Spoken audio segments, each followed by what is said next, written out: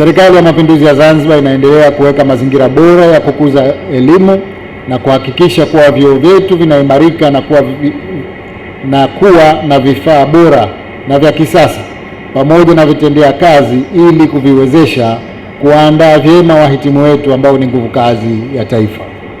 Natoa shukrani za dhati kwa Chuo Kikuu cha Zanzibar kwa kuanzisha shahada ya uzamivu ya usimamizi wa biashara na shahada ya uzamivu wa sheria, shahada ya uzamili ya uhusiano wa kimataifa na diplomasia, shahada ya uzamili ya sayansi katika uhandisi wa mifumo ya kompyuta, shahada ya sanaa na elimu na stashahada ya kompyuta katika sayansi ya data. Ni dhahiri kwamba uanzishaji wa programu hizi katika Chuo Kikuu cha Zanzibar kutapanua wigo wa kielimu kwa vijana wa Tanzania. Tunakipongeza Chuo Kikuu cha Zanzibar kuwa ndicho chuo kikuu cha kwanza kuanzishwa hapa Zanzibar na kinazidi kuendelea kufanya vizuri.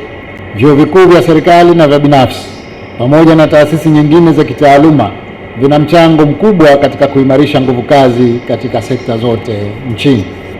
Kipekee nazishukuru kwa dhati taasisi za kitaaluma za ndani ya nchi kikiwemo Chuo Kikuu cha Zanzibar kwa kuungana na serikali katika kuibua, kuendeleza na kusimamia sera na programu za uchumi wa bluu na teknolojia ya habari na mawasiliano.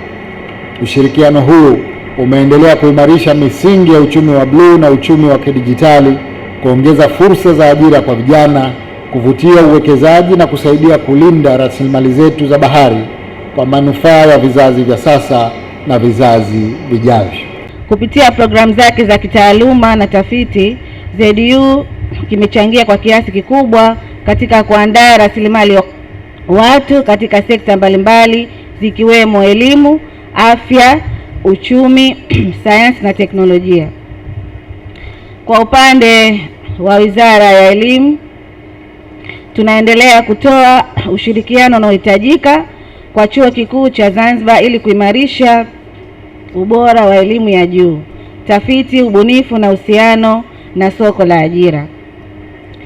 SMZ itaendelea kushirikiana kwa karibu na ZU kuhakikisha mazingira bora ya kufundisha na kujifunza yanaimarishwa.